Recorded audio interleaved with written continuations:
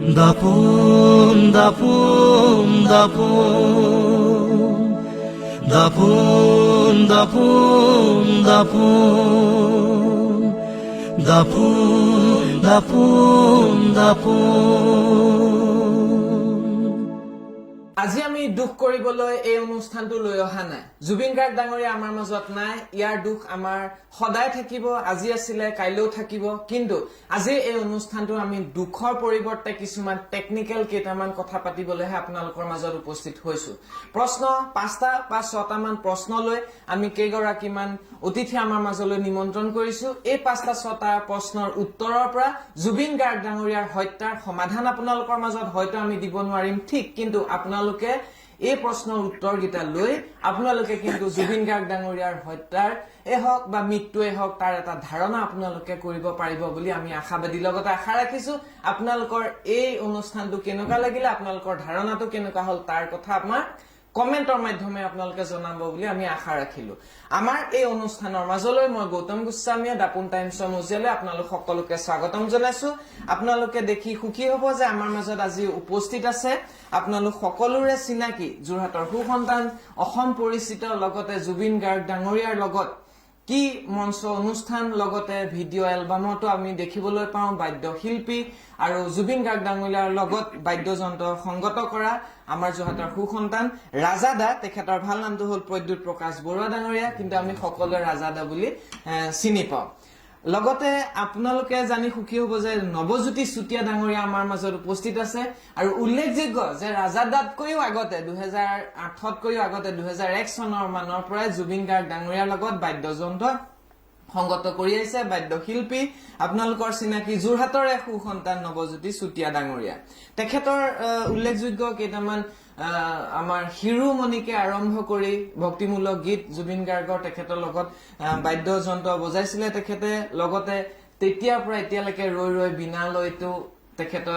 তাত বাদ্যযন্ত্ৰ সংগী হিচাপে তেখেত আছিলে। লগতে ভাইমন্দাটো যিটো এৰা এৰি গানটো খুব ফেমাছ হৈছিলে, খুব হিট হৈছিলে, তাতো তেখেতৰ সেই শিশু শিল্পীয় কলা তাত আপুনি বজাই পেলাই আমাক আপুনি উপহাৰ দিছিলে। লগতে আপোনালোকৰ চিনাকি যোৰহাটৰ সুসন্তান বিশিষ্ট ব্যক্তি, বিশিষ্ট সংগীত পৰিচালক বুবুদা, তেখেতৰ মানসজ্যোতি বৰা ডাঙৰীয়া আমাৰ মাজত উপস্থিত আছে। তিনিগৰাকীকে আমি আমন্ত্ৰণ কৰি অনাৰ মুখ্য কাৰণটো হল যে জুবিন গাৰ্গ ডাঙৰীয়াক এতিয়াৰ নহয়, এমাহ দুমাহৰ নহয়, এবছৰ দুবছৰ নহয়, বছৰ বছৰ ধৰি তেখেতসকলক আমি জুবিন গাৰ্গৰ আশে পাশে দেখা পাইছিলো। উল্লেখযোগ্য যে বাল্যকালৰ পৰাই তিনিওগৰাকী বাল্যকালৰ মানে লেছ দেন 18 years, প্ৰায় 17 বছৰ বয়সৰ পৰাই 1988 মানৰ পৰাই তেখেতসকল জুবিন গাৰ্গৰ সৈতে জড়িত হৈ আছিল। আজি এই আমি কেনেকুৱা আপোনালোকৰ লগত কি কথা পাতিম আৰু তাৰ আগতে আমি কেওজনকে আমাৰ এই অনুষ্ঠানলৈ স্বাগতম জনাইছো। প্ৰথম আমি তিনিওজনকে বিভিন্ন চেনেলৰ সংবাদ মাধ্যমত আমি দেখিবলৈ পাইছো। কিন্তু প্ৰথম আমি একদম পোনে যাব ৰাজাদা ওচৰলৈকে যাব খুজিম যে প্ৰথম কেইটামান আমি প্ৰশ্নৰ কথা জনাৰ আগতে আপুনি প্ৰথম যেতিয়া গম পালে, এইটো এটা আমাৰ দুৰ্ভাগ্যজনক যিটো খবৰ জুবিন গাৰ্গ ডাঙৰীয়া মৃত্যু হল বুলি, আপুনি কেতিয়া গম পালে, কি সময়ত গম পালে, আৰু সেই সময়ত আপুনি আছিলে ক'ত আৰু আপুনি কি অনুভৱ কৰিছিলে? হয়, দাপোনৰ সমূহ দৰ্শকলৈ মোৰ আন্তৰিক শ্ৰদ্ধা আৰু সেৱা জনাইছো। সেইদিনাখন আচলতে মই ৰাজগড়তে এটা ষ্টুডিঅ'ত বজাই আছিলো, তিলক নেৱাৰ বুলি এজনৰ ষ্টুডিঅ'ত। কামটো বেলেগৰ আছিলে, ঋতু হাজৰিকা বুলি ল'ৰা এজনে, তেওঁ ৰেকৰ্ড কৰি আছিলে। কিন্তু তাৰ আগতে মই বেলেগ এটা ষ্টুডিঅ'ৰ পৰা তালৈ গৈ আছিলো। যাওঁতে ফোনটো বাজিছিলে, মই ধৰিব পৰা নাই। আৰু তাৰপিছত গৈ টিউন কৰি ৰেকৰ্ডিঙত বহিলো। ঠিক 1:40 মানত আমাৰ কীবৰ্ড বজাই দীপকেশে ফোন কৰিছিলে। মই ফোনটো ধৰিব পৰা নাই, বজাই থাকিলে ফোনটো চাইলেণ্ট কৰি থাকে। 3টামান মিছ কল দেখি মই কল বেক কৰিলো। তেতিয়া দীপকেশে ক'লে যে নাই জুবিন দাৰ কথাটো গম পাইছে নেকি? বোলো নাই, মইতো একো গম পোৱা নাই। কৈছে এনেকে ছিংগাপুৰত সাগৰত গৈছিলে স্কুবা ডাইভিং কৰোতে, তলতে মানে চিজাৰ আহিছে, এতিয়া পাৰলৈ তুলিছে, হস্পিটেললৈ গৈ আছে। তাৰপিছত মই ক'লো সেই বজাৰটো ষ্টপ কৰি দিলো। কৰি পেলাই দীপকেশক ফোন কৰিছো, নাই তাৰ ফোনটো বিজি। তাৰপিছত ইতিমধ্যে বিভিন্ন মানুহে ফোন কৰিছে, মই ঘটনাটো একো গমেই পোৱা নাই, কাক ফোন কৰিম কি কৰিম এনেকুৱা লাগিছে। হতবাক নিশ্চয় হ'ব সেইটো। হতবাক মানে কিন্তু আকৌ ভাবিছো যদি চিজাৰ আহিছে সাগৰত ভাল হ'ব, কিন্তু মই তেতিয়া লগে লগে মনত আহিছে মানুহটো পানীত কোনে নামিবলৈ দিলে। চিজাৰ থকা মানুহ এটা পানীত নমাটো মানে ডেঞ্জাৰ কথা। এই সময় গৈ আছে, আমি ইতিমধ্যে বস্তু চস্তু সামৰিলো। মই ইউটিউবেও কাৰোবাক ফোন কৰিছে, নাই আচল খবৰটো কোনোৱে পোৱা নাই। তাৰপিছত দীপকেশে আকৌ মোক ফোন কৰিলে অলপ দেৰি পিছত, ফোন কৰি কৈছে যে নাই চিটুৱেশ্যন ভাল নহয়, পালছটো বিচাৰি পোৱা নাই, নাৰ্ছিং হোম গৈ পাইছেগে এতিয়া, মানে হস্পিটেল গৈ পাইছেগে। তাৰপিছত মই বস্তু সামৰি এইখিনি কথা আপুনি গুৱাহাটীৰ পৰাই গম পাই? গুৱাহাটীৰ পৰা দীপকেশে কৈছে, বাকী কাকো ফোন কৰা নাই, সময় নাই মানে, আৰু ইমান ফোন আহিছে বোলে মানে মই কাৰোবাৰ ফোন ধৰিবলৈকে মোৰ ভয় লাগিছে। বিশেষকৈ যোৰহাটৰ ফালৰ পৰাতো আপোনাক ফোন কৰিব বহুতেই, মানে ঘৰৰ পৰা ফোন কৰিছে কাৰণ তাৰপিছত যেনে তেনে গৈ মই ষ্টুডিঅ'ৰ পৰা যেতিয়া মই বাহিৰলৈ ওলাইছো, ইতিমধ্যে চাগে খবৰটো মানুহে পাই গৈছে নেকি। মোক বহুত মানুহে মানে ঘূৰি ঘূৰি চাইছে, কোনোবাই স্কুটাৰ ৰখাই চাইছে, কোনোবাই গাড়ী ৰখাই চাইছে, কাৰণ আপুনি ভিডিঅ' এলবামবোৰকো আপোনাক ৰাখিছিলে। তাৰপিছত ওলাই গৈ যেনে তেনে মই ঘৰ পালোহি। ঘৰ আহি পাওঁতে মই দেখিছো মোৰ ঘৰত ঢেৰ মানুহ, মানে মোৰ কেম্পাছত আমি 160 ঘৰ মানুহ থাকো, প্ৰায় 50-60 জন মানুহে ভৰ্তি হৈ আছে। তাৰপিছত তেতিয়া মই গম পাইছো যে কিবা ডাঙৰ ঘটনা হৈছে। দীপকেশক আকৌ ফোন কৰি দীপকেশে কৈছে মই খাগলিলৈকে কাহিলীপাৰালৈকে আহি আছো, খবৰটো ভাল নহয়। এতিয়া কথাটো হ'ল আপুনি প্ৰায় 99% আপুনি অনুষ্ঠান আপোনাক দেখা পাওঁ, আমিতো দেখা পাওঁ। আপুনি যোৰহাটৰ ল'ৰা হিচাপে জুবিন দাক যিমান চাওঁ আপোনাকো ইমানে আপুনি চকুত থাকে। কিন্তু দ্বিতীয় কথাটো হৈ গ'ল আপুনি বিভিন্ন চিনেমাৰ গানতো বজায়, বাহিৰৰ অনুষ্ঠান ভূপেন হাজৰিকাৰ যিটো জন্ম শতবাৰ্ষিক আছিল তাতো আপোনাক আমি দেখিছো। এতিয়া কথাটো হ'ল এই ছিংগাপুৰৰ সকলোৰে লগত বজাবলৈ গৈছিলো বম্বে অনুষ্ঠানটো। সেইটো মোক এই বেলেগ এজন মানুহে কণ্টেক্ট কৰিছিলে, অজয় সিনহা, আৰু মই ভাইলিন বজাই সুনিতা খাউন, তেখেতৰ 3টা গানৰ পিছত আপুনি পিছতো বজাই আছে? গোটেই অনুষ্ঠানটো বজাইছো, আৰম্ভণিৰ পৰাই বজাইছো। কিন্তু নহয়, এনেকে কিছুমান প্ৰগ্ৰেমলৈ তেওঁলোক যায় য'ত ধৰি লওক 3-4টা গান গাব, ট্ৰেকতে গায়, ট্ৰেকত গায়, তেনেকুৱা অনুষ্ঠান বহুতো যায়। মিউজিচিয়ান কোনো যোৱা নাছিলে নেকি? শেখৰ জ্যোতি মানে ট্ৰেকটো প্লে কৰিবৰ কাৰণে গৈছিলে। তাৰ হাততে ট্ৰেক কেইটা পেডত জেনেৰেলি বস্তুখিনি থাকে, লেপটপতো থাকে, সেইকাৰণে শেখৰ জ্যোতি গোস্বামীয়ে যায় আজিকালি লগত তেনেকুৱা প্ৰগ্ৰেম থাকিলে, মানে অকলে যাবলগীয়া হলে। আৰু সেইটো আমি যে যাব নালাগে সেইটো আমি আগতে গম পাওঁ, কাৰণ যাবলগীয়া থাকিলে আমাক এমাহৰ আগতে চাগে পাছপৰ্ট খুজিলেহেঁতেন, ভিজাৰ কাৰণে এপ্লাই হলেহেঁতেন, আমাক আগতে খবৰ দিলেহেঁতেন। সেইটো মেনেজমেণ্টটো ভাল পায়, সেইটো জুবিন গাৰ্গে নলয়। আৰু মই 16 তাৰিখে, তেওঁলোক 17 ছেপ্টেম্বৰত গৈছে, ৰাতিপুৱা 8:30 ফ্লাইট। 16 তাৰিখে মই জুবিন গাৰ্গক লগ পাইছো, প্ৰায় আমি আধা ঘণ্টা 35 মিনিট সময় একেলগে আছো। এই হাতীগাঁৱতে মানে 38,000 গানৰ এটা কালেকশ্যন ৰেডি কৰিছিলে ল'ৰা এজনে, কালেকশ্যন কালেক্ট কৰিছিলে শংকৰ পথত, বিশাল কলিতা বুলি ল'ৰা, সেই তাতে মোকো নিমন্ত্ৰণ কৰিছিলে। মই গৈ পোৱা আগতেই কিন্তু জুবিন গাৰ্গ তাতে হাজিৰ আছিলে, সময়তকে আগতে আহিছিলে। আৰু আমি কথা পাতি থাকোতে আৰু এজন দাদা আছিলে যোৰহাট, গৌতম হাজৰিকা, ৰাজীৱ গোস্বামী আছিলে এক্টৰ, তাৰপিছত বিভিন্ন মানুহ আছিলে, প্ৰায় 60-70 জন মানুহ আছিলে। জুবিনে ক'লে যে মোৰ 5টামান ষ্টুডিঅ'ত কাম চলি আছে, ডাবিং চলি আছে, বিশাল মই সোনকালে যাব লাগিব, কামটো কৰি দিওঁ। সেই কথা পতাৰ মাজৰ পৰা উঠি গৈ কাকো একো কবলৈ নহলে, আৰু কেঁচিখন লৈ ফিটাডাল কাটি ভিতৰলৈ সোমাই গল। মই যেনিবা ওচৰতে আছিলো কাৰণে মোৰ পিছত সোমাই গলো। 2-এটা টিভি বাইক চাইড দি পেলাই তেওঁ গ'লগে, খাই যাবলৈ কৈছিল, বিচাৰে খোৱাৰ ব্যৱস্থা কৰিছিল। তেওঁ ক'লে যে নাই মই 5টা বজাত শুই উঠি ভাত খাই আহিছো, তেতিয়া 6:37 মান হৈছে চাগে, ইমান সময়টো চোৱা নাই। গতিকে তেওঁ নৰলে, আৰু তেওঁ গ'লগে, আমি যেনিবা তাতে থাকিলো আৰু বাকী খিনি। আৰু পৰৱৰ্তী আৰু কিছুমান আপোনাৰ পৰা বিশেষকে জানিবলৈ আমি চেষ্টা কৰিম, লগতে আমাৰ উপস্থিত থকা তেখেতৰ ওচৰলৈ আমি গৈ থাকিব খুজিম, নৱজ্যোতি চুতীয়া ডাঙৰীয়ালে। 2001 চনৰ পৰা আপুনি বজাইছে, শিৰোমণিৰ পৰা আৰম্ভ কৰি ৰৈ ৰৈ বিনালৈকে, লগতে আপুনি ভূপেন হাজৰিকা ডাঙৰীয়া 2টা এলবামত আপুনি কাম কৰিছে।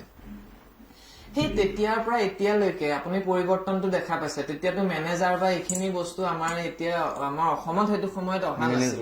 এই পিছৰ পৰ্যায়লৈ মেনেজমেন্ট বস্তুটো আহিলে, মেনেজাৰ আহিলে, ভাল কথাই, আমি সময়ৰ লগত আগবাঢ়িব লাগিব।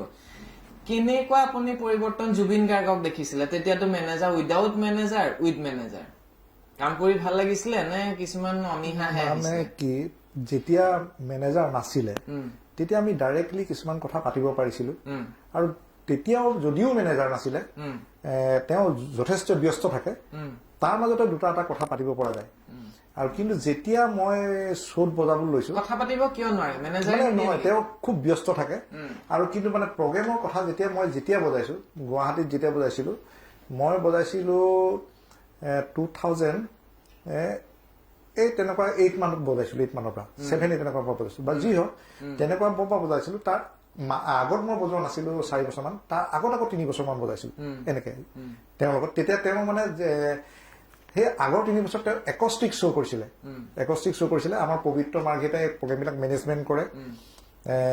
দিগন্ত শৰ্মা যে চাউণ্ড কৰে তেখেতে মেনেজাৰ হিচাপে তেখেত তেতিয়াও আছিলে কিন্তু থাকিলেও তেতিয়া পবিত্ৰ মাৰ্ঘেটাই মানে আমাক খুব ভালকে মেনেজমেণ্ট কৰিছিলে আৰু যেতিয়া এওঁ আছিলে আমি কিন্তু আজিলৈকে বেয়া পোৱা নাই তাৰপিছত মিত্ৰালক বেয়া পোৱা নাছিলো কিন্তু শেষতে এইখিনি কথা যে গম পালো যে এনেকুৱা এটা ঘটনা ঘটিলে সেইটো আজাদাইও এটা ইণ্টাৰভিউত দেখিছো তেখেতে কৈছে আমাক একো বেয়া বিহেভ কৰা নাছিলে তেখেতে আমাক বেয়া লোকক অকমান ইমান এটা ডাঙৰ মানুহ মেনেজ কৰাটো এটা টান ওচৰে পাখৰে খালি মোৰ এটা বস্তুৱে মানে লাগি আছে যেতিয়া আমি বজাইছিলো তেতিয়া আছিল ART গ্ৰুপ ART গ্ৰুপৰ মানে যিখন আপোনাৰ মেইন মানে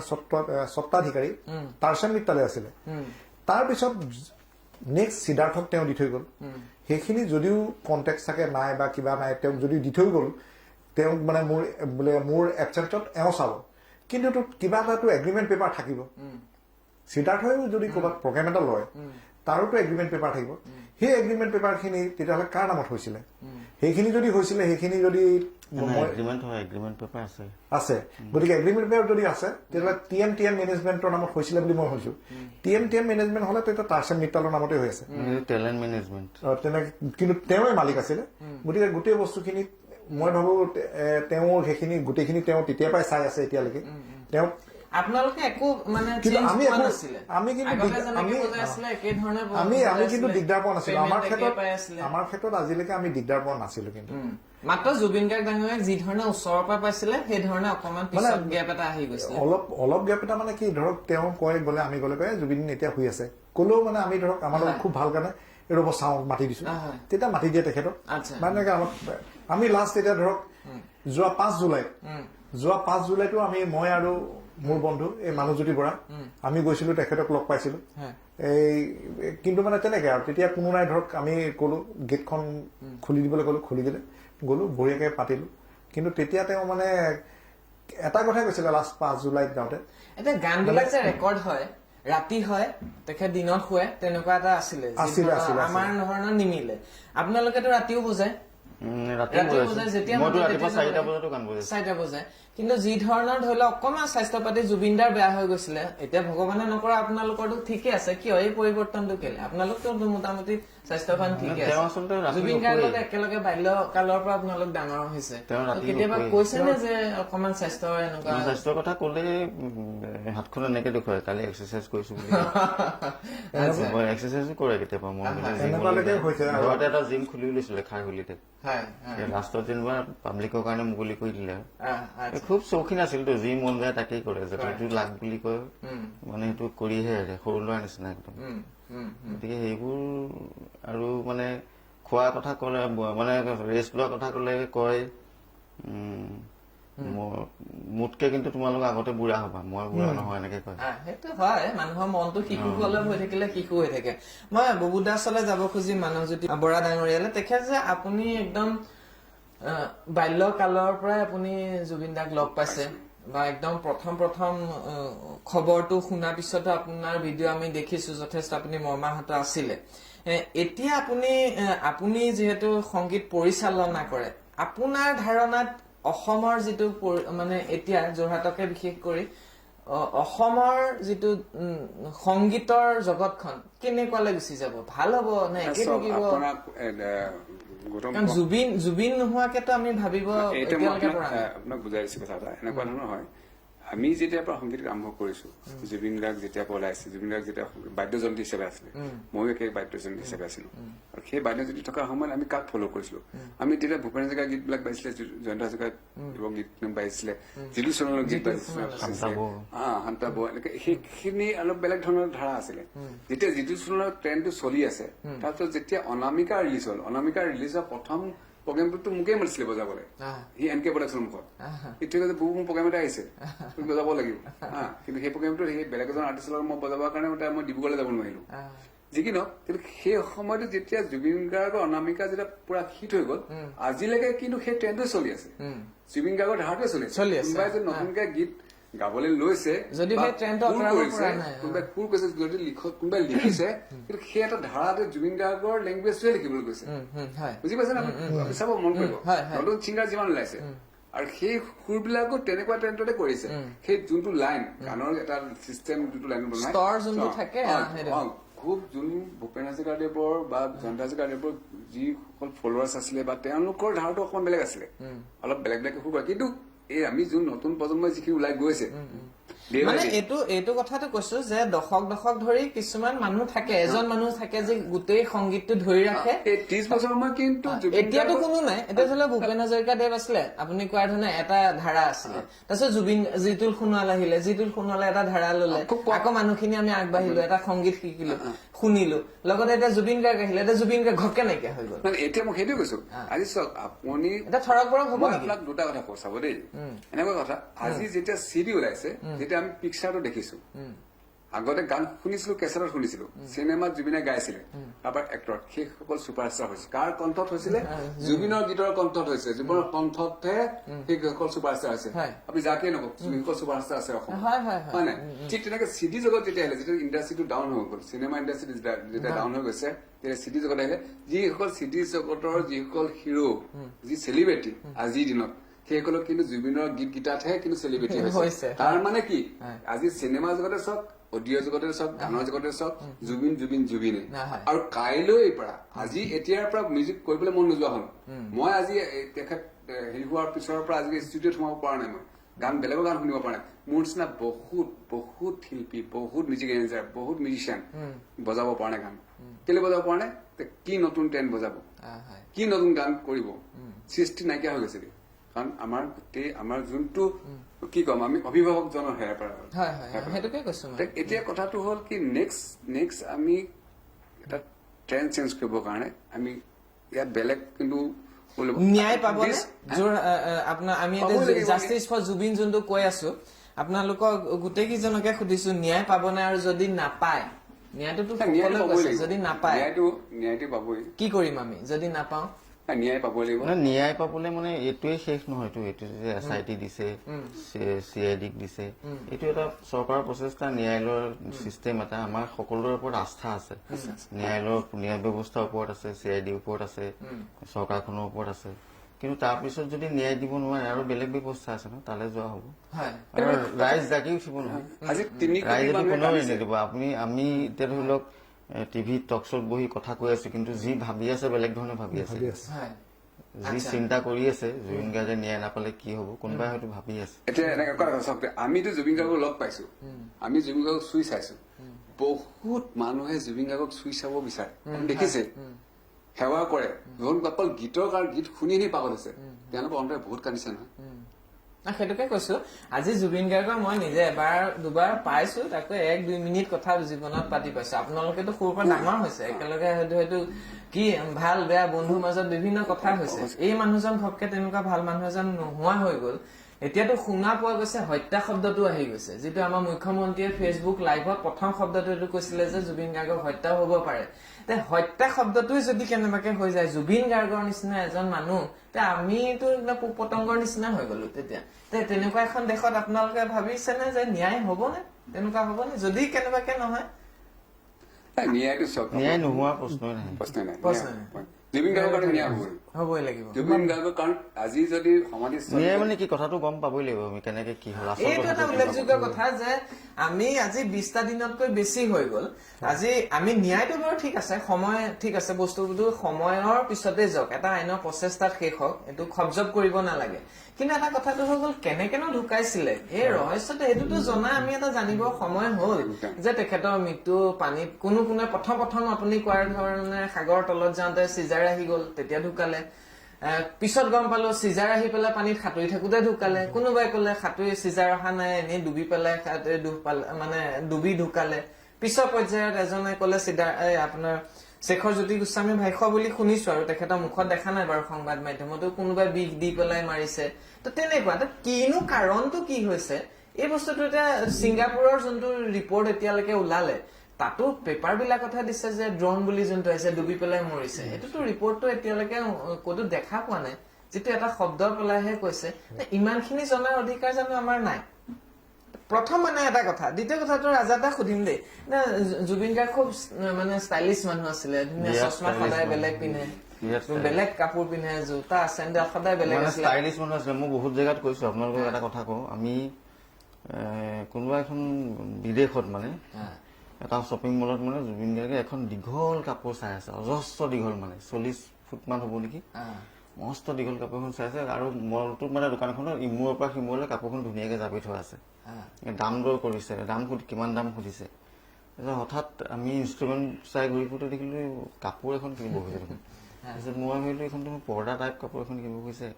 সি কাপোৰখন ইতিমধ্যে কিনি পেলালে আমি গৈ ওচৰ পাওঁগে মানে 48,000 মান আছিলে ইণ্ডিয়ান মানি দাম তাৰপিছত ক'লো ইমান দীঘল কাপোৰখন কেলে কিনিছে কৈছে এইটো পিন্ধি ওলাই আহিলে দেখা পাবা মানে একেখন কাপোৰে আপোনাৰ ভৰিৰ পৰা চোলা হৈ টুপিলৈকে মানে পাগুৰিলৈকে হয় সেই কাপোৰখন পিন্ধি যেতিয়া ওলাই আহিছে তেতিয়া মানে ইমান কথা জানে জাপানিজ ড্ৰেছ হয় সেইটো একেখন কাপোৰে পিন্ধি গতিকে তেওঁ ষ্টাইল বিলাক জানে তেওঁ যেতিয়া দুযোৰ দুপাত পিন্ধিছিলে জোতা কিয় পিন্ধিছিলে চাগে মানুহে পিছত গম পাইছে যদি নাজানো সেই বছৰ ৱৰ্ল্ড কাপত ফুটবলৰ ৱৰ্ল্ড কাপত প্লেয়াৰ বিলাকে দুটা ৰঙৰ জোতা পিন্ধিছিলে তেওঁ তাৰ আগতেই পিন্ধি দিছিলে সেই বছৰ ৱৰ্ল্ড কাপ হবলগীয়া আছিলে ফুটবলৰ তেওঁ আগতেই জানে যে ৱৰ্ল্ড কাপত প্লেয়াৰ বিলাকে দুটা ৰঙৰ জোতা পিন্ধিব তেওঁ তাৰ আগতেই দুটা ৰঙৰ নলেজটো খুব আপ টু ডেট আছে ইমান ষ্টাইলিছ মানুহ মুখখনো বৰ ধুনীয়া এনেকুৱা এটা গ্লো আছিলে ঈশ্বৰৰ আশীৰ্বাদ থকাৰ অৰাটো খুব সাংঘাতিক আছে অৰাটো মই কৈছো যে একদম ভিতৰত নটৰাজ যেন সোমাই আছে এনেকুৱা এনি টাইম ৰিডমত থাকে মানুহটোৱে কেতিয়াবা যেন জেনেৰেটৰ বাজিলেও তাত তাল বিচাৰি পাই এনেকুৱা লাগে এনেকুৱাতে মানে এনেকুৱা নাচিয়ে থাকে মানে গাত মানে মোক এদিন সুধিছিলে ৰিডমিষ্ট বিলাকে তাল ক'ত থাকে মই যিটো ফিল কৰো কৈছিলো মোৰ গাতে থাকে য়েছ গাত থাকে মূৰতো নাথাকে হাততো নাথাকে গাত যদি তালটো সোমাই লব পাৰে কোনোবাই এইটো বেলেগ কোৱাৰ কাৰণে আৰু মনে অজস্ৰ জ্ঞানৰ অধিকাৰ আছে আৰু কিতাপ বহুত পঢ়ে কিতাপ পঢ়ে না মই সুধিব খোজা কথাটো হৈ গ'ল যে ষ্টাইলিছ মানুহ আছিলে ইমান সদায় বেলেগ বেলেগ টুপি পিন্ধিছিলে নিজৰ কেতিয়াবাতো এডাল পাইজামা নাৰাটো ডিঙিত বান্ধি পেলাই এদিন অহা এনেকে এটা ইণ্টাৰভিউ দেখিছো ষ্টাইলটো খুব মেইনটেইন কৰিছিলে তেনেকুৱা এটা মানে ষ্টাইলিছ মানুহে আপুনি ভাবেনে যে নিজৰ দৰৱটো যোনটো এটা দৰৱ খায় 2-3টা দিন দৰৱ নোখোৱাকে মানুহজনে এৰি দিব তেনেকুৱা ধৰণৰ অসাৱধানতা নহয় তেওঁ মানে কথাটো এনেকুৱা দৰৱটো খাওঁ কোনোবাই দিয়ে তেওঁক দৰৱটো ঘৰত থাকিলে তেওঁ ইহঁতি কৈছে যে বৰাই দিয়ে নহলে অমিতে দিয়ে কোনোবাই মানুহ আছে সময়ত গৈ দৰৱটো দি থৈ আহে বা তেওঁ কেতিয়াবা নিজেও খায় নিজেও মই খোৱা দেখিছো দাড়ি বনেটখন পেকেটটো খুলি দৰৱ খাব বুলি দৰৱ খায় কিন্তু প্ৰায় মনত পেলাই দিব লাগে কাৰণ বেলেগ চিন্তাত থাকে তেওঁ মই বহুতবাৰ কৈছো যে আমাৰ য'ত চিন্তা শেষ হয় তাৰ পৰা তেওঁৰ চিন্তাটো আৰম্ভ হৈ যায় গতিকে সেই তেনেকুৱা বেলেগ খেয়ালি মানুহটো কেতিয়াবা গছ এজোপাৰ পাত এই গছৰ পাত কিয় হিলা নাই বুলি ভাবি থাকে বুজি পাইছে তেওঁ ভাবে যে মই চাই থাকিলে পাত হিলি যাব নেকি তেওঁ দেখেও কিন্তু হিলি যোৱা ইমান পজিটিভ আছিলে চিন্তাধাৰা মানে সাংঘাতিক পজিটিভ আছিলে আৰু লিখা আছিলে নহয় I can fail but never fail I can fall but never খুব চাইল্ড ডিচিপ্লিন ভাল পাইছিলে খুব চিনেমা চাই তেওঁ এইটোৰ পৰা আমি এটা আহিম চাইল্ড ডিচিপ্লিনৰ যোনটো জীৱন পৰিক্ৰমা তাতো তেখেতে চব গোটেই পৃথিৱীৰ বিশ্বব্যাপী মানুহক বিশ্ববাসীক হহুৱাই থৈ গল কিন্তু তেখেতৰ জীৱনত কিছুমান খুব দুখ আছিলে তেখেতৰ বাল্যকালটো খুব মানে যন্ত্ৰণাদায়ক আছিলে চাইল্ড ডিচিপ্লিনক ভাল পোৱাৰ এটা কাৰণ তেনেকুৱা হব পাৰে নেকি যে জুবিন গাৰ্গৰো ভিতৰত এটা দুখ বা ক'ৰবাত কিবা এটা বেদনা আছিলে গান বিলাকতো খুব বেদনাৰ এটা আভাস পোৱা যায় কিন্তু মুখত হাঁহি থাকে ঠিক তেনেকুৱা নেকি মানুহৰ লগত সামঞ্জস্য থাকিলে কাকো কোৱা নকৰে মোক কৈছিলে এবাৰ এনেকুৱা কৈছিলে যে মই চাইল্ড ডিচিপ্লিন হব বিচাৰো মই ফুটপাথত হব বিচাৰো সেইটো বম্বেতে কৈছিলে মোক বম্বে 2006 ফুটপাথত মই হব বিচাৰো মই ফুটপাথৰ মানুহ তেতিয়া চাৰ্লি চেপলিনৰ কথা কলে সি বেলেগ হৈ যায় জীৱনৰ ৰূপটোৱে বেলেগ হৈ যায় চাৰ্লি চেপলিনত কিয় ইমান ভিতৰত সোমাই আছিলে চাৰ্লি চেপলিনৰ লগত এইটো আমি কিন্তু আমাৰ যদি পাৰে নাজানো মানে খুব চিনেমা চাই আৰু খুব পঢ়ে, চাৰ্লি চেপলিনৰ কথা খুব কয়। মানে তেওঁ চাগে ভাল পায়, কিছুমান কেৰেক্টাৰ ভাল পাইছিলে, আলেকজেণ্ডাৰ ভাল পায়, স্বামী বিবেকানন্দ ভাল পায়, আৰু মানে সদাশিৱৰ খুব শিৱটো কেৰেক্টাৰটো ভাল পায়। তেওঁৰ মতে মানে শিৱ তেওঁ ভগৱান বুলি নহয়, তেওঁৰ বাবে এটা কেৰেক্টাৰ শিৱ। এই যেনেকে তেওঁ চাৰ্লি চেপলিন ভাল পায়, চেগৰাফৰ ভাল পায়, তেনেকুৱা ধৰণে শিৱক ভাল পায়। কৈছিলে সেইটো এটা শিৱ খুব ভাল, এই যোনটো এটা পডকাষ্ট ওলাইছে সেইটোত তেখেতে কৈছিলে শিৱৰ মানে গোটেই খিনি বৰ ফল' কৰে। 1 নম্বৰ, এতিয়া আপুনি যোনটো কথা কৈছে আমিও দৰ্শকক এটা কথা কব বিচাৰো যে যোনটো প্ৰথম আমি জুবিন গাৰ্গৰ মৃত্যুৰ পিছত শুনিছিলো যে 2 দিন ধৰি তেখেতক মেডিচিন দিয়া হোৱা নাছিলে, কিন্তু আমিও আচৰিত যে কোনে আৰু কেতিয়া জনাইছিলে, কাক জনাইছিলে যে 2 দিনেই হওক নে 3 দিনেই হওক মেডিচিনটো দিয়া হোৱা নাছিলে। মেডিচিন কেনেকৈ গম পালে যে তাত 2 দিন দিয়া হোৱা নাছিলে, কেনেকৈ কোনে জনাইছিলে যে 3 দিন দিয়া হোৱা নাছিলে, কি ধৰণেনো কোনে গম পালে, খুব একদম পিছদিনাখনে সেইদিনাখনে কোনে কোনে কৈছিলে, পিছদিনাখন পেপাৰত আমি দেখিবলৈ পাইছিলো যে জুবিন গাৰ্গক 2 দিন ধৰি মেডিচিন দিয়া নাছিলে। এইবিলাক কথা পিছত লাহে লাহে ওলাব। উল্লেখযোগ্য যে এটাৰ পিছত এটা কাটকে ভিডিঅ' ওলাইছিলে, আৰু শেষৰ ভিডিঅ'টো এতিয়াও পাবলৈ বাকী আছে বুলি মানস ৰবীন সংগীতজ্ঞ তেখেতেও কৈছে যে মানস ৰবীনৰ মতে আৰু এটা ভিডিঅ' আমি লাষ্ট পাবলৈ বাকী আছে। আমি সেই গতিকে এইবিলাক খুব ৰহস্যজনক কথা, এইবিলাক পুলিচে লাহে লাহে ওলাব, কিন্তু আমি এই কথাবিলাক পতাৰ পৰা আপোনালোকে যাতে এটা ধাৰণা বনাব পাৰে, সেই গতিকেহে আমি এই কথাটো আপোনালোকৰ লগত আমি এই ধৰণে কথা পাতিছো। আমি নৱজ্যোতি চুতীয়া ডাঙৰীয়া ওচৰলৈ আকৌ এবাৰ লাষ্টত যাম যে আপুনি বহুত বছৰৰ ধৰণৰ জড়িত জুবিন গাৰ্গৰ লগত আছিলে, কিন্তু শেহতীয়া যোনটো এটা পডকাষ্ট ওলাইছিলে মন্ত্ৰী পত্নী তথা আমাৰ ৰীতা চৌধুৰী ডাঙৰীয়ানীৰ কথা কৈছো, তেখেতে এটা পডকাষ্ট লৈছিলে। উল্লেখযোগ্য যে জুবিন গাৰ্গৰ মৃত্যুৰ পিছতে পডকাষ্টটো ৰিলিজ কৰা হৈছিলে আৰু এটা খুব ভাইৰেল হৈছিলে। তাত কিন্তু দেখা পোৱা গৈছিলে যে জুবিন গাৰ্গে খুব কৈছে যে I am Elon but I am strong, I am Elon, এই বস্তুটো যোনটো কথা কৈছে। আপোনালোক ইমান ওচৰতে বাল্যকালৰ পৰা ইমান দিন থাকিলে, কেতিয়াবা গম নাপালেনে যে তেখেতে এলন ফিল কৰিছে? নাই, তেখেতে আচলতে কথাখিনি গম পাবলৈ নিদিলে। তেওঁ মানে কয় যে মই লাষ্ট মই ক'লো নহয় 15 জুলাইত যেতিয়া গৈছিলো, 5 জুলাইত যেতিয়া গৈছিলো, মই আৰু এই মানসজ্যোতি বৰা আমি 2জন একেলগে গৈছিলো। ৰীতা চৌধুৰীটো তেখেতৰ ওচৰৰ মানুহ নহয়, তেখেতেতো শেষাৰ কথা উলিয়াব পাৰিলে, কিয় আমি বন্ধু হৈ পেলাই সেই কথাটো অনুভৱ নকৰিলো যে he is alone though he is strong? কিহৰ কাৰণে তেওঁ নকলে বুজি নাপালো, কিন্তু আমাক মানে সেইদিনাখন আমি যিদিনাখন গৈছিলো ৰাতি খুব কান্দিছিলে, কান্দি পেলাই কৈছিলে যে মোৰ কেতিয়া মানে 5 জুলাই আমাৰ এই বছৰ 5 জুলাই ৰাতি তেতিয়া কৈছিলে যে মোক এতিয়া বৰ্তমান খুব মোক পুৰণা মানুহখিনি দৰকাৰ আছে, পুৰণা বন্ধুখিনি লাগে। আৰু এই মানসজ্যোতি বৰাই আগলৈকে সেইদিনাখনৰ আগলৈকে মানসজ্যোতিয়ে মানসো আছিলে, তেতিয়া মানসে তুমি বুলি মাতে, আৰু জুবিন গাৰ্গেও তেখেতেও মানসক তুমি বুলি মাতে, কিন্তু সেইদিনাখন তুমি বুলি কওঁতে কালি কৈছে কি তুমি নহয় তই, এনেকে কৈছিলে। তই, আমি বহুত পুৰণা বন্ধু, তই এনেকে কান্দিছে। মই কৈছো কেলে কান্দিছো ময়ো তই বুলি কওঁ, তেতিয়া চকুটোকো মহাই দিছো। তাৰপিছতে একো কোৱা নাই, কিন্তু মানে কৈছে নাই মোৰ পুৰণা বন্ধুখিনি লাগে, এনেকে কৈছে। মই যাম, মই তেতিয়া ষ্টুডিঅ'ত মানসজ্যোতি বৰা, মই আৰু বৰা বুলি তেখেতৰ যিজন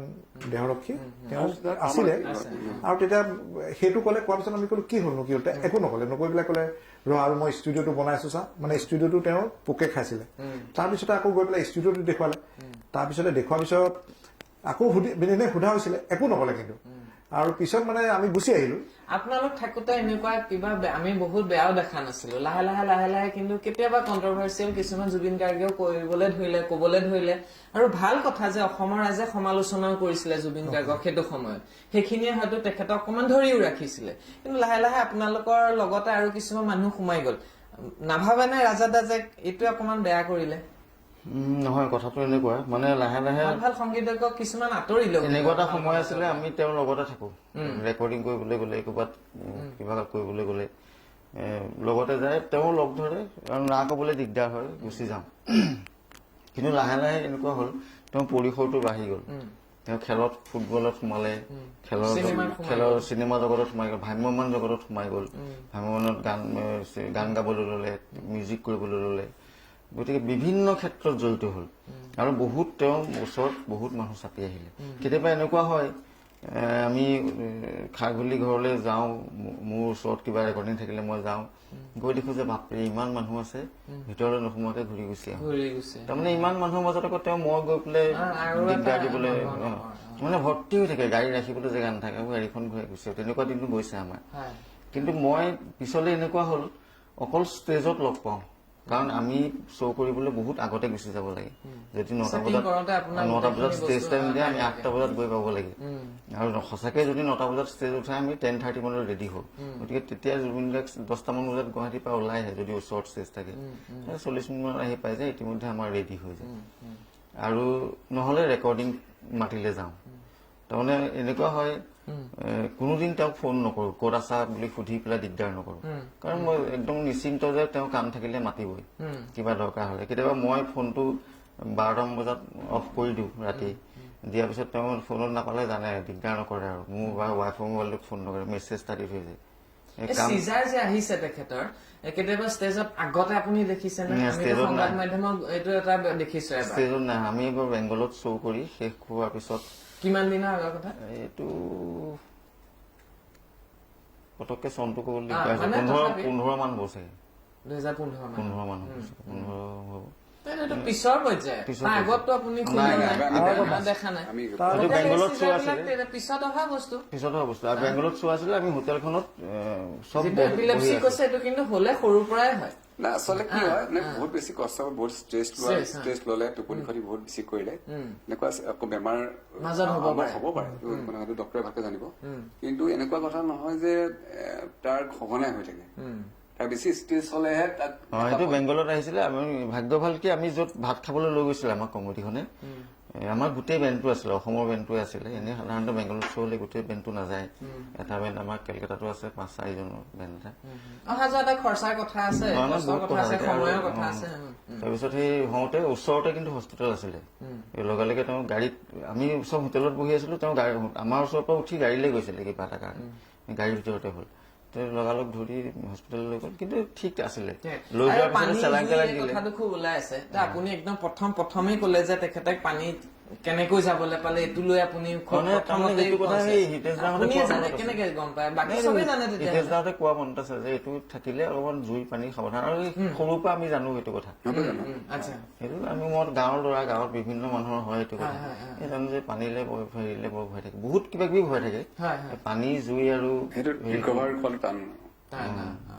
সেইটো হিচাপত এটা আমাৰ অৱহেলা আছিলে, নেগলিজেঞ্চিটো পুৰা আছে। আমি যিখিনি ভিডিঅ' দেখিলো, এতিয়া মই ভিডিঅ' চাইহে কৈছো, মই এনে চালে বাৰে ক'বাই কাৰো নাম ক'বলৈ যোৱা নাই। ভিডিঅ' কেইটা মই বহুত পিছত চাইছো, মই জুবিন গাৰ্গৰ সৎকাৰ হোৱাৰ পিছতহে মই ফেচবুক খুলি চাইছো বা কাৰোবাৰ ভিডিঅ' চাইছো। কৈছে আপোনাৰ বৌয়ে মানে আপোনাৰ মিছেছেহে ভিডিঅ'ত দেখুৱাইছে বুলি কৈছে। তেতিয়া মই চাওঁতে দেখিছো যে গোটেই নেগলিজেঞ্চি আছে গোটেই বস্তুটোত,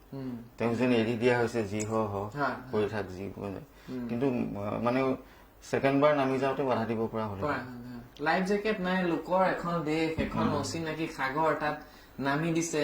এতিয়া এটা কথাটো হৈ গ'ল, আপোনালোক দুইজনকে সুধিছো, যিহেতু আপোনালোক মানে বিশেষকে ববুদাটো ইয়াত আপোনালোকতো লগতে থাকে, সেইকাৰণে সুধিছো,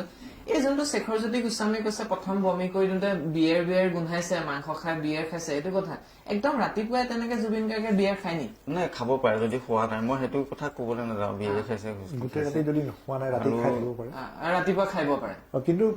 কিন্তু জেনেৰেলি এটা কথা, মই এটা কথা গম পাইছিলো যে তেওঁ বিয়েৰ কিন্তু খোৱা নাছিলে আগলৈকে, বেছি বিয়েৰ কম খায়, বিয়েৰ কিন্তু খোৱা নাছিলে। ড্ৰিংক কৰিব পাৰে কিন্তু বিয়েৰ নাখায়। সেইবিলাক কথাতো কমেণ্ট দিব এটা কাৰণে নোৱাৰো, কাৰণ আজি আপোনাৰ বিয়েৰ খাইছে জেনেৰেলি কৈছো, মই সেইটো কথা কোৱা নাই যে আপোনালোকে ক'বও নোৱাৰে, বা আপুনি যিহেতু আপোনাক CIDও মাতিছে, তো কিছুমান কথা আপুনিও ভাবি চিন্তি কোৱাটো দৰকাৰ, ভাল কথা। কিন্তু এইটো কথা সুধিছো যে ৰাতিপুৱা কোনোবাই খায় নেকি, তেওঁ আগতেও খোৱা দেখিছে নেকি, সেইটো কথাটোৱে সুধিছো। বোলে মই নাই দেখাব, দেখিছো, বা মোৰো অলপ আচৰিত হওঁ যে ৰাতিপুৱাই বিয়েৰ খাইছে জানো, এই কথাটো লৈ পেলাইহে মই সুধিছো। সেইটো কাৰণ সেইটো বস্তুটো আমি দেখা নাই, কোনোবাই কোৱা কথাহে, সেই ভাষ্যটো কাইলৈ সলনি হৈ গলে আমি দিগদাৰ হৈ যাব ন। সেই বস্তুটোকে কোনোবাই হয়তো বেলেগ এজনে কৰিব পাৰে, নাই জুবিনতো বিয়েৰ খোৱা নাছিলে, মইহে বনাই দিছিলো, ভটকা খাইছিলে, তেতিয়া কি কৰিব? সেইদিনাখনৰ কথা কোৱা নাই মই, এনেই ইন জেনেৰেল আৰু ৰাতিপুৱা বোলে, এনে জেনেৰেলি আমাৰ মানুহ কি হয়, ৰাতিপুৱা ড্ৰিংক নকৰে জেনেৰেলি, 4-5টা বজাত সময় আচলতে 4-5টা বজাত তেওঁ শুই নুঠেই ৰাতিপুৱা তেওঁ একচুৱেলি গোটেই ৰাতিটো তেওঁ ৰাতিপুৱা 6-7টাত শুবলৈ যায় গতিকে আপুনি যিটো কথা সুধি আছে গতিকে ধৰক ৰাতি বিয়েৰে বা ড্ৰিংকছে আপুনি প্ৰডিউচাৰৰ কাৰণে আপুনি কোৱা মতে প্ৰডিউচাৰ এজনে তেখেতক সময় দিছিলে 10:30টাত ৰাতিপুৱা য'ত তেখেতৰ এটা কাম পালেহেঁতেন মুম্বাই সেইটোত তেখেত নগ'ল টোপনিৰ পৰা উঠি সেইটো ঘটনা আছিলে টোপনিৰ পৰা নুঠা বহুত ঘটনা আছে আমেৰিকাৰ 4-5 বাৰমান ফ্লাইটে মিছ কৰিছে আমেৰিকালে USA ফ্লাইট জগালে কয় আজি নাযাওঁ কাইলৈ যাম একদম নৰ্মেলি কয় কিন্তু মানে আজি নাযাওঁ হাজোলেহে যাব এবাৰ যোৰহাটলেহে আহিব আজি নাযাওঁ দে কাইলৈ যাম কাইলৈ টিকেট কৰি দিয়ে আজি টোপনিটো ভাল হোৱা নাই ভালকে নুশুলে একো কামেই নকৰে মোক আকৌ কি কৈছিলে তেওঁ মানে যিটো কথা আপুনি সুধিলে যে আমি একেলগে শুই আছিলো বোম্বে তেতিয়া মানে মই GTV কিবা এটা শ্ব' গৈছিলো ৰাজাও আছিলে তাৰপিছতে বোলে বৈ মোৰ লগত শুলো তাৰপিছতে ইয়ালি পিছত যতীন শৰ্মা তেখেতে 11-12 চনমান হ'ব মোৰ ডেটবিলাক ইমান মন তেনেকুৱা তেতিয়া যতীন শৰ্মাই ক'লে যে এনেকে জুবিন তুমি কাইলৈ আহিবা 10:30 বজাত গান এটা কৰে হ'লে ঠিক আছে গা মোক যতীন শৰ্মাই ক'লে নব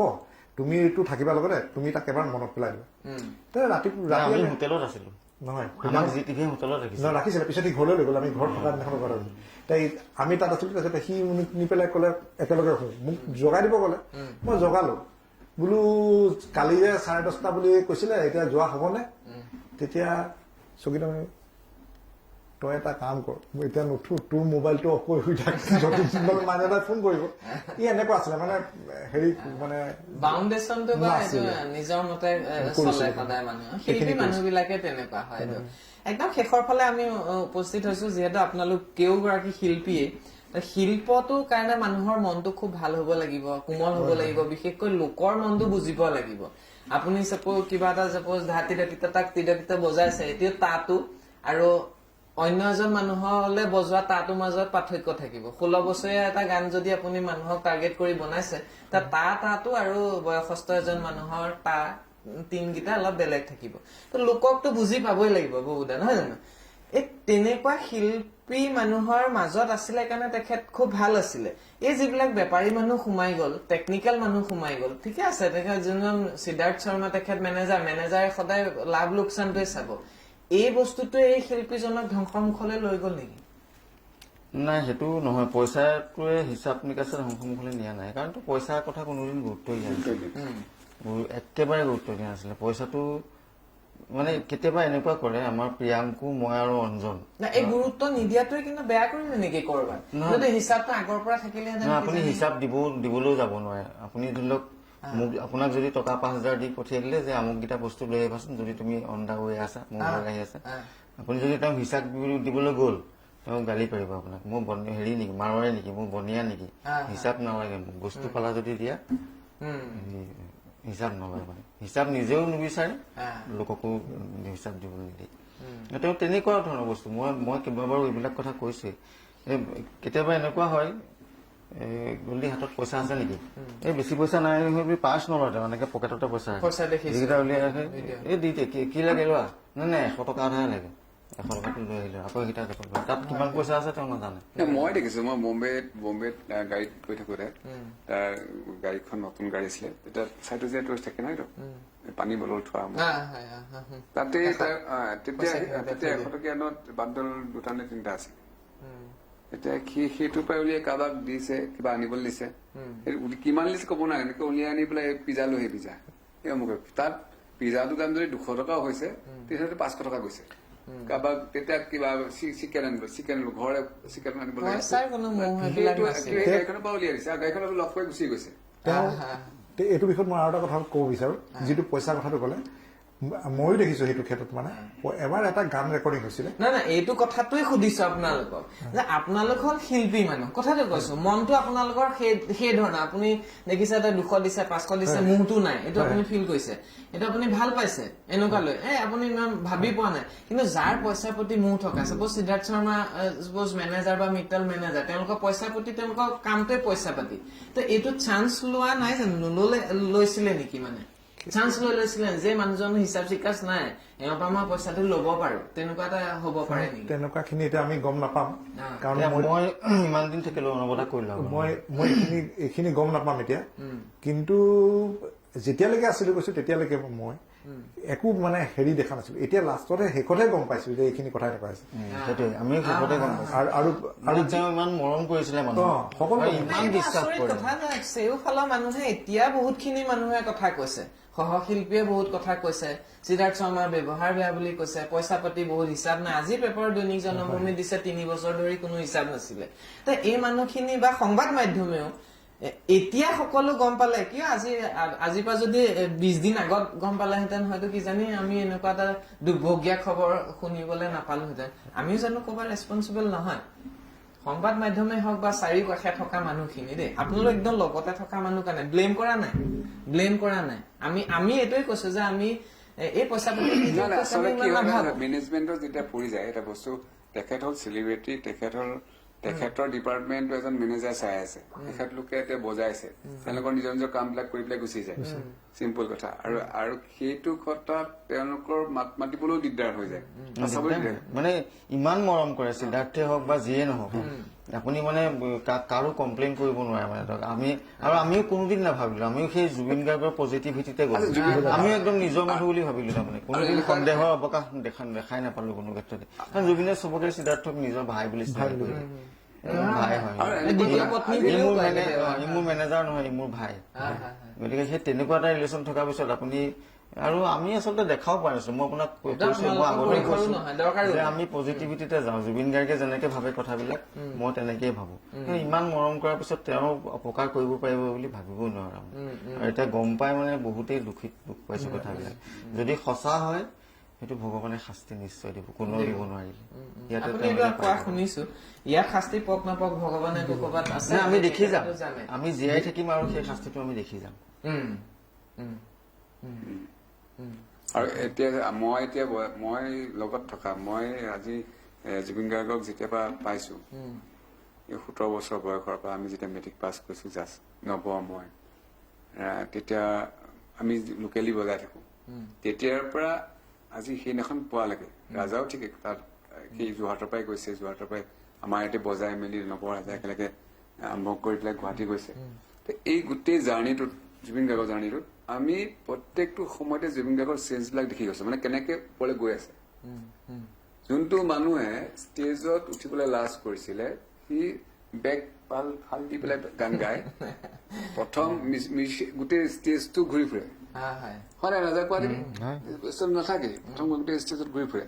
আৰু এটা কথা মন কৰিবা চাবা যেতিয়া ষ্টেজত উঠে ফাৰ্ষ্ট সি মিছন নচলে যায় মাইক্ৰফোন নচলে যায় কিন্তু সি প্ৰথম সি মিউজিচিয়ান হয় তাৰপিছতে সি এজন গায়ক হৈছেগে প্ৰথম সি মিউজিচিয়ানৰ চলে যায় সেইখিনি মানুহৰ লগত কিবা এটা টুকুৰি আহিব কিবা এটা বজাই আহিব কথা পাতি আহিব কিবা এটা ধেমালি কৰি আহিব তাৰপিছত বহুত দেৰি মোৰ লগততো সদায় বজায় প্ৰত্যেকখন ষ্টেজতে বজায় কেতিয়াবা অকনমান লৈ বজায় মোক কয় তেতিয়া ময়ো বজাই থাকিবলগীয়া হয় কিন্তু প্ৰায়ে মোক কৈছে তুমি অকমান ৰেষ্ট লোৱা যোৱা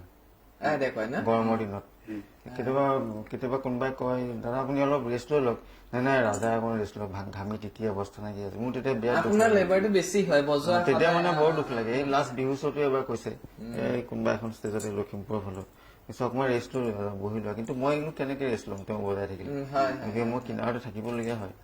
আৰু তেওঁ খুব এনজয় কৰে বজোৱাটো মানে অলপ খেলি মেলি অলপ লাগিলে ভুলেই হওক কিন্তু বাকীকেইটাৰ লগত খেলি মেলি বিৰাট এনজয় কৰে বজাই আহি আকৌ ফুটে কেনেকুৱা পিকআপটো কেনেকুৱা জুবিন মানুহটো সেইটো মানে আজি এতিয়া নবয় কোৱা চাগে যেতিয়া মাতে আমি কি কৰো আমি এজন মিছন মাতিলে বজালে মিলে গুচি যায় এটি গলে কি হয় এটি গলে বজোৱাৰ পিছত আকৌ ৰাখি ভাত খাই যাব লাগিব ভাত খাব লাগিব এফালে তেনেকুৱা আমি এতিয়া ষ্টুডিঅ'ত মাতিলে বজালে মিলিলে হৈ গ'ল আৰু এইটো কথা এই কথাটো হেৰিয়াতে কৈছো এই ভাত খাবলৈ গৈ মানে লাষ্ট আপোনাৰ এৰাৰ দি গানটো হওঁতে ভাই মন্দাৰ ৰাজাই মই আমি দুইজনে তাবলা বজাইছো বজাওতে জুবিনে কলে ৰাজাক কলে তহঁতি ভাত খাই যাবি ময়ো বজাইছো ভাত খাই যাবি তাৰপিছত মই ৰাজাক কৈছো ৰাজা ভাত নাখাওঁ নেকি তাৰমানে আমি বজাই উঠি তেতিয়া 11 মান বাজিলে বোলে ভাত বনাবলৈ লৈছে ৰাজাই কৈছে ভাত বোলে নাখাওঁ নেকি বস্তু নহয় মই নাখাওঁ যামগৈ তাৰপিছতে বোলো যদি চাই আহাচোন যোৱা তাৰপিছতে ই গৈ পেলাই চিটুৱেশ্যনটো পাকঘৰত গৈ চালেগে চাই পেলাই কৈছে কি বৰা হাতত আমাৰ পেমেণ্টটো দি পঠাইছে কিবা বৰাই পইচাটো দিছে পইচা দিছে তাৰপিছতে কৈছে ভাতটো খাই যাব লাগিব তাৰপিছতে মই ক'লো তুমি চাহ আহাগেচোন যোৱা ই গৈ ভিতৰত চালে তাৰপিছতে চাই আহি পেলাই ই কৈছে কি যে নহয় হেৰি নগদা বুজিছেনে ই যেনেকে কৈছে ভাতটো খাই নগলে বেয়া হ'ব তাৰপিছত আকৌ ভাত পানী খাই মানে ভাত পানী খুৱাইহে পঠিয়াই তেনেকে গানটো বজোৱাৰ পিছতো আকৌ ভাত পানী খুৱাই পঠিয়াই আৰু এটা ইণ্টাৰেষ্টিং দেই এইটো মই একদম ইণ্টাৰেষ্টিং এটা কাহিনী কওঁ ইয়াৰে যোৰহাটৰ এজন ভাইটি তাৰ গান এটা কৰিলে গানটো প্ৰণৱ কৃষ্ণাত্ৰে বুলি সি এটা জুবিন গাৰ্গৰ গান গোৱাব তাৰপিছত তাক মই ফোন কৰিলো জুবিন গাৰ্গ গাব লাগিব তেতিয়া এটা কিবা চিনেমা শ্বুটিং চলিব আৰু এখন ছেকেণ্ড চিনেমাখনৰ কাম হ'ব আৰু তাৰ কথা তাৰপিছত সি মোক ক'লে তাৰপিছত ক'লে যে হেৰি বুবু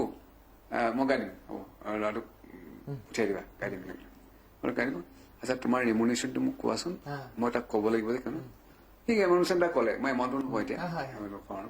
এমুনেশ্যন এটা ক'লে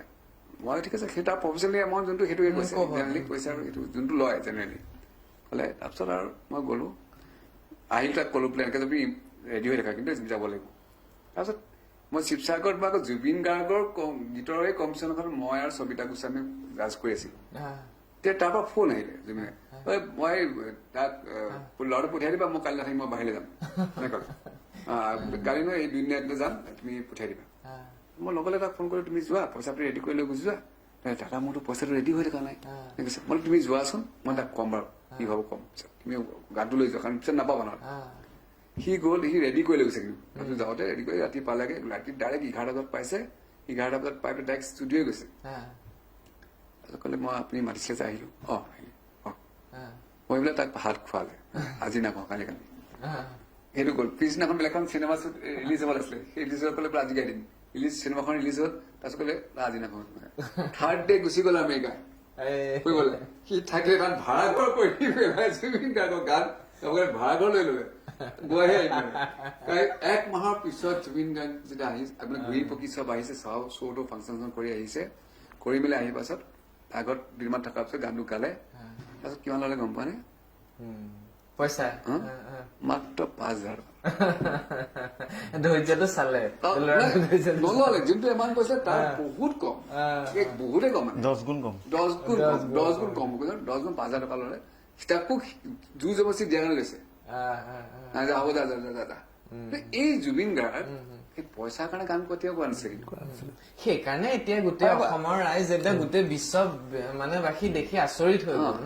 না মাইকেল জেকচনৰ লগত তুলনা হৈ গ'ল যিখিনি মানে মৃত্যু পিছৰ কাৰ্যখিনিৰ কাৰণে বহুত আছে সেইটো কাৰণে কিহৰ কাৰণে হৈছে এইখিনি গোটেই জীৱন কালৰ এই কথাখিনি এই গল্পখিনি যিখিনি আমি কৈ আছো সেইখিনিৰ কাৰণে কিন্তু হৈছে কিন্তু দুখৰ কথা যে আমি আজি এইখিনি বিষয় লৈ পেলাই আজি পাতিবলগীয়া খুব হৈছে লাষ্টৰ একদম শেষৰটো প্ৰশ্ন এতিয়া কি নেক্সট উইদাউট জুবিন গাৰ্গ নাই নথকাকে কেনেকে কি কৰিব মিছ কৰিব নে কায়িকভাৱে নাই জুবিন গাৰ্গ মানুহজনকতো মিছ কৰিমেই কাৰণ চাৰিওকাষটো খালী খালী লাগিছে আৰু চবতে জুবিন গাৰ্গকে দেখি আছো যেনিয়ে চাওঁ তেনিয়ে জুবিন গাৰ্গ আপুনি গতিকে কিন্তু জুবিন গাৰ্গৰ যিখিনি কৰ্মৰাজি সেইখিনি আগবঢ়াই লৈ যাব লাগিব বহুত ইয়াতে বহুত বস্তু সোমাই আছে তেওঁ যিখিনি দি থৈ গৈছে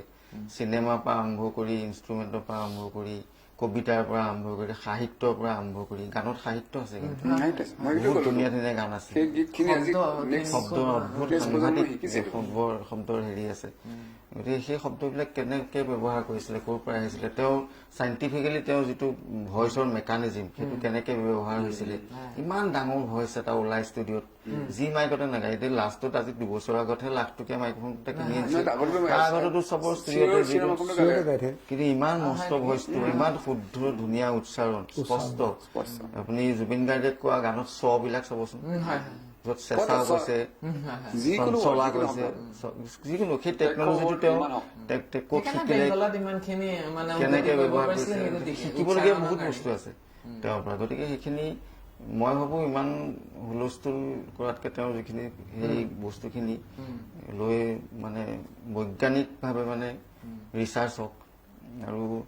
বহুত প্ৰজন্মই বহুত বস্তু শিকিব পাৰিব বহুত বস্তু এৰি থৈ গৈছে এইখিনি মানে আমাৰ এতিয়া কাম বাঢ়িলেহে কাম বাঢ়িলে। আগতকে কাম বাঢ়িলেহে তেখেতৰ এই কৰ্মৰাজিখিনি মানে আগবঢ়াই আৰু নিয়াটো ৰিডম চেন্সটো বিৰাট ধুনীয়া আছিলে, না। বিৰাট ধুনীয়া ৰিডম চেন্স আছিলে। মানে এতিয়া আপোনালোকে চাগে দেখিছে যে ৰাধাকে চে না জলে গানটোৰ কথা কৈছে যে এইটো আমাৰ নেগেৰা নামৰ হয়, নেগেৰা নামৰ দিহা নামৰ বস্তু একদম সেইটো জুবিন গাৰ্গেহে চিনি পাইছে। কিন্তু মই লিডাৰ বজোৱা মানুহ হৈও মই ধৰিব পৰা নাছিলো যে এইটো বস্তুটো তাৰ পৰা আহিছে। নামত যে গাওঁ তিনদালি বুলি কওঁ, যোনখন চিনেমা ৰাধা কে সেইটো পেটাৰ্ণটো কিন্তু আমাৰ নেগেৰা পেটাৰ্ণ, নেগেৰা পৰা যোৱা পেটাৰ্ণ। সেই তেনেকুৱা ধৰণৰ বস্তু তেওঁ বস্তুবোৰ তেনেকে ভাবে। এতিয়া এটা গান আছিলে পানচুনা বুলি এটা কাঞ্চনজংঘাত গান ব্যৱহাৰ কৰিছিলে, গাইছেও সিহঁতি। সেই গানটো মানে ৰাভাসকলৰ মানুহ মৰিলে গোৱা গান, মানুহ মৰিলে গ্ৰুপটো এটা গৈ পেলাই সেই গানবিলাক গায়, তেনেকুৱা ধৰণৰ সেই গানটো। তেওঁ তেতিয়া গানটো কৰোতে এটা বড়ো ঢোল এটা আছে খাম বুলি মস্ত, অকল সেইটোতে গানটো কৰিছে। তাতে কোনো স্নেয়াৰ নাই, কোনো হাই হেড নাই, অকল ঢোলটোতে গানটো কৰিছে। সেইটো মানে সেই ৰিডম চেন্সটো সাংঘাতিক আছিলে। বহুত কথা শিকিব পাৰিছো তেওঁৰ পৰা, আৰু একদম চিম্পল বস্তু বিচাৰে, চিম্পল বস্তু বিচাৰে। এতিয়া আমাৰ হাতত যিকোনো বস্তু বাজিব পাৰে, ৰিয়াজ কৰা এজন মানুহৰ তেওঁ কৈছে যে নাই এইটো বস্তু মোক একদম চিম্পল লাগে, টাক টাক ধাং ধাং ধিং, এইটোহে মানুহৰ গাত লাগে। বুজি পায় মানুহৰ বস্তুটো। তোমাৰ হাতৰ বস্তুটো অকল তাবলা বজোৱা মানুহে বুজি পাব, মানুহে বুজি নাপায় ন। চিম্পল, যিমান চিম্পল পাৰে। মোৰ এটা গান বজাইছিলে ৰাতিপুৱা 4টামান বাজিছিলে, সপোন ৰঙৰ জীৱন তুমি বুলি এটা গান বুজিছানে, সপোন ৰঙৰ জীৱন তুমি গানটো যে ইমান ধুনীয়া গান। মইতো গানটো সৰু মানে তেওঁক লগ পোৱা দিন ধৰি জানো, সদায় গাই ৰেডিঅ'টো কোনোবাই গাইছে,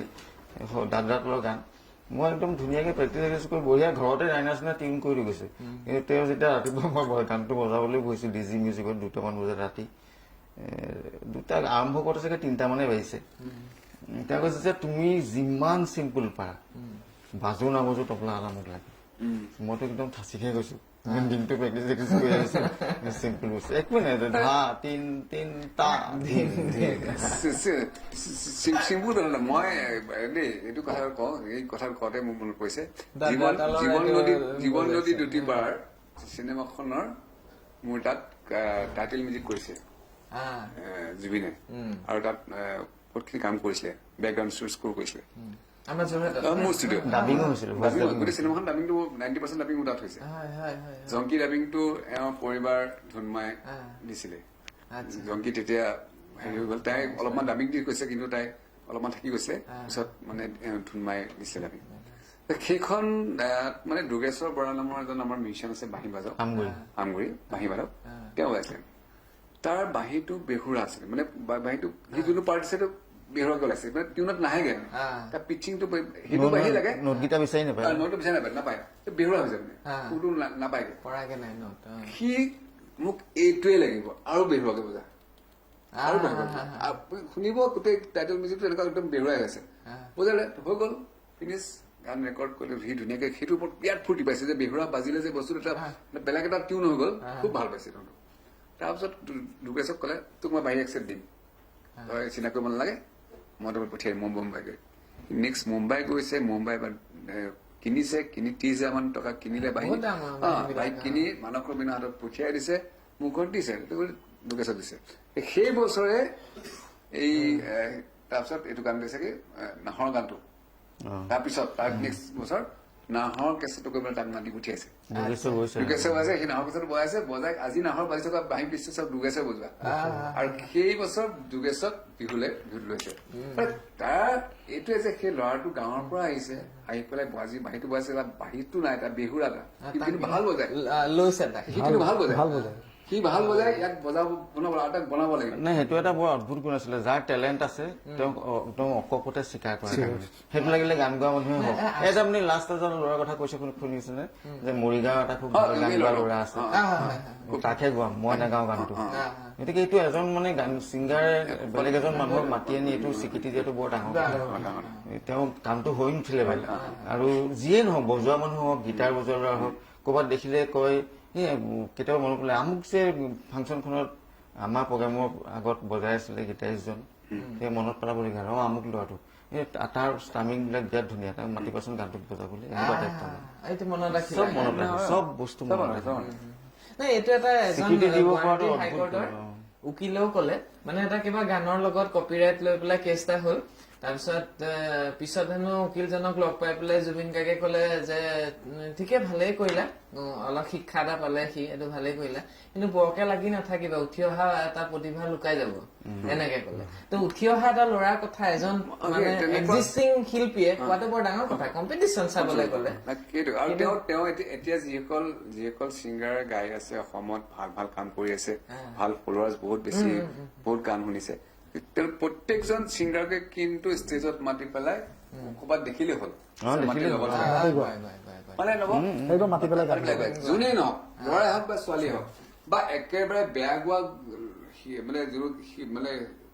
মহিলা কণ্ঠই হওক বা মেল ছিংগাৰ হওক যদি গান গাই বিচাৰে তেওঁ কিন্তু বেয়া গোৱাজনৰ লগতো তেওঁ গাব একদম বেহুৰা গায় কিন্তু তেওঁলোকতো তেওঁ গাব। সেইকাৰণে আমি বহুত কমপ্লেইনো শুনিব লাগে মানুহৰ পৰা যে কিনো ছোৱালীজনী গান গাইছে ইমান বেয়া গাইছে মোৰো নহয় এইটো জুবিনে ইচ্ছা কৰিছে গাইছে তেওঁ কেতিয়াও নাভাবে যে মানে মোৰ বম্বে কথা নবকচোন এই কথাটো আছে মই এই যে যোনটো আনন্দৰ কথাটো কি সময় বোম্বেত মানে যেতিয়া আছিলো বোম্বেত আমি আছিলো একেলগে এইটো হ'ব 96 মানৰ কথা 92 পৰা 94 মানৰ ভিতৰত কথা হ'ব আমি একেটা ঘৰতে আছিলো তেতিয়া বম্বেত মানে মায়া কৰাৰ পিছত বম্বে গুচি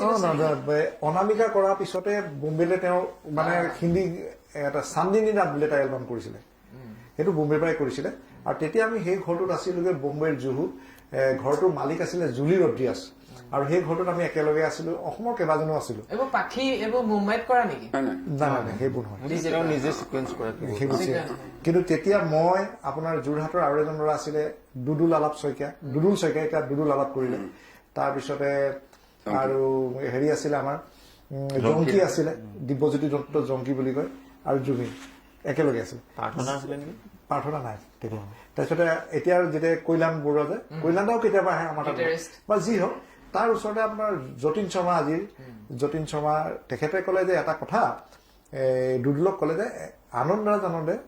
মানে তেতিয়া আনন্দৰাজানন্দ আমি ইমান নাজানো যে এনেকে এজন মানুহে এখন নতুন চিনেমা কৰিছে মানে নতুন ল'ৰা বিচাৰিছে হেৰি দুদুলক কলে যে তুমি যাবা আৰু জুবিন তাকো লৈ যাবা আৰু সেইটো থাকে গোটেই তোমালোক চাৰিটা যাব কলে এতিয়া এইটো বস্তু মনত পৰিছে যেতিয়া এইটো কলে আমি চাৰিজনে একেলগে এদিন তেওঁৰ ঘৰলৈ গলো দুদুল জুবিন মই আৰু জংকী গৈ পোৱাৰ লগে লগে ঘৰটোত বহিলো ঘৰটোত বহাৰ পিছত আনন্দৰাজানন্দে মানে গানটো শুনাবৰ কাৰণে তেওঁ আমাৰ ইয়াত হলে কি জুবিনে এখন মিউজিক কৰিছে কিবা কৰিছে বা কোনোবা এজন মিউজিক কৰি হাৰমনিয়ামখন লৈ বজালে বা গীটাৰখন লৈ তেওঁ একো বজাব নাজানে তেওঁ VIP এটা ললে VIPটো ভৰিৰ ওপৰত উঠাই ললে তোক তাক বজাই পেলাই গানটো শুনাব ললে আৰু সেই গানটো আছিলে ছোটা বাচ্চা না সমজকে ডুবি ডাবলা সেই গানটো চুপাৰ হিট গান যেতিয়া সেই গানটো শুনালে শুনোৱাৰ পিছত আৰু সেইটোত বজাই শুনাইছে শুনোৱাৰ পিছত সেইদিনাখন তেওঁৰ আৰু কিবা কাম আছিলে তাৰপিছতে সেইখিনি কৰি পেলাই আমাক ক'লে যে তোমালোকে আকৌ আমাৰ অলপ দিনৰ পিছত মাতিলে যে আহিবা গোটেই গানখিনি মই এনেকে কৰিম ক'লে আৰু আমি গোটেইকেইটা আকৌ অটোখন লৈ পেলাই ৰুমলৈ আহিছো আহোঁতে গানটোৰ লগত আপোনালোক জড়িত আছিলে আমি জড়িত নাই সেই গানটোৰ পিছত ধ্ৰুৱ ফুকনে কৰিলে ধ্ৰুৱ ফুকন বা যি হওক আমি অটোখনত আহি থাকোতে জুবিনে তেতিয়া কৈছে মিউজিক ডিৰেক্টৰ হৈ পেলাই যদি ভিআইপিটো কি মিউজিক ডিৰেক্টৰ এই এনেকে বুলি যিখিনি কথা ক'লে তাৰ পিছত যেতিয়া দুদুল শইকীয়া যে যাবলগীয়া আছিলে দুদুল শইকীয়া গোটেইকেইটাৰ মানে মনটো মানে সেনেকি গ'ল তাৰপিছতে যোৱা নহ'ল নজলত পিছত মাইনাতে কৈছে দেই তোমালোকে সময়ত নগলা পিছত মাতিলে নগলা পিছত কিন্তু সেইটো কাৰোবাৰ কপালো থাকে তাৰপিছতে পিছত ধ্ৰুৱদাই পোৱাৰ পিছত সেইটো গানটো একদম চুপাৰ ডুপাৰ হিট হৈ গ'ল সেইটো মানে এইটো 90s কথা তেতিয়াৰ কথা এইখিনি খুব এটা মানে ভাল লগা এতিয়া গল্প হৈ গ'ল সাধু হৈ গ'ল কিন্তু আৰু পৰিতাপৰ কথা যে এতিয়া জুবিন গাৰ্গৰ ন্যায়ক লৈও কিন্তু আমি কিছুমান সাধু কথাও শুনি আছো চিনেমা দেখুৱাই আছে আমি চাই আছো অসমৰ ৰাইজে আজি এখন চিনেমা কাইলৈ এখন চিনেমা কেতিয়াবা লাগে আমি ন্যায় পাম জুবিন গাৰ্গৰ দৰে এজন মহান শিল্পী আমাৰ হিয়াৰ আমঠু আমাৰ সম্পদ হেৰাই যোৱাৰ পিছত আমি এই ন্যায়টো পাবই লাগিব কেতিয়াবা কেতিয়াবা ক'ৰবাত সন্দেহো লাগি যায় যে নহ'ব নেকি কেনেবাকে এই সাধু কথাবিলাকৰ মাজতে ন্যায় ব্যৱস্থাটো আমাৰ নাইকিয়া হৈ যাব নেকি কিন্তু যে হওক আমি সাধাৰণ ৰাইজ আমি সাধাৰণভাৱে বিশ্বাস কৰাৰ বাদে আমাৰ ওচৰত আৰু বেলেগ কিবা সমল নাই আজি আমি আপোনালোক সকলোকে ধন্যবাদ জ্ঞাপন কৰিছো আমাৰ মাজত উপস্থিত হোৱাৰ কাৰণে কাৰণ আপোনালোক এনেকুৱা কেইজনমান ব্যক্তি এনে কেইজনমান শিল্পী যি জুবিন গাৰ্গৰ একদম ওচৰত আছিলে আৰু এমাহ দুমাহ নহয় বছৰ বছৰ ধৰি জুবিন গাৰ্গৰ লগত আছিলে সেই গতিকে আপোনালোকে কোৱা এটা এটা কথা আমি খুব সুন্দৰভাৱে শুনিছো আমি সৰুগত কৰিছো আৰু এইবিলাক এটা এটা কিন্তু তথ্য এইবিলাক কথাইও আমি আশা কৰিম যে জুবিন গাৰ্গৰ ন্যায় ব্যৱস্থাৰ লগতো এইখিনিও ক'ৰবাত নহয় ক'ৰবাত সহায় কৰিব আৰু আমি একদম মনৰ পৰা আশা কৰিম যাতে জুবিন গাৰ্গ ডাঙৰীয়াই লগতে অসমবাসীও কিন্তু এই ন্যায়টো যাতে পায় আপোনালোকে ইমান দেৰিলৈকে আমাৰ এই অনুষ্ঠানটো চাই থকাৰ কাৰণে আমি বহুত বহুত ধন্যবাদ জ্ঞাপন কৰিছো লগতে আপোনালোকে কেনেকুৱা কি পালে অনুষ্ঠানটো তাৰ বিষয়ে কমেন্টৰ মাধ্যমেৰে জনাব বুলি আশা ৰাখিলো আৰু লগতে যদি ভাল পায় প্ৰগ্ৰামটো অকমান আপোনালোকৰ চিনাকি মানুহৰ মাজত বিলাই দিব বুলিও শ্বেয়াৰ কৰি দিব বুলিও আশা কৰিলো বহুত বহুত ধন্যবাদ দাপোন দাপোন দাপোন দাপোন দাপোন দাপোন দাপোন দাপোন দাপোন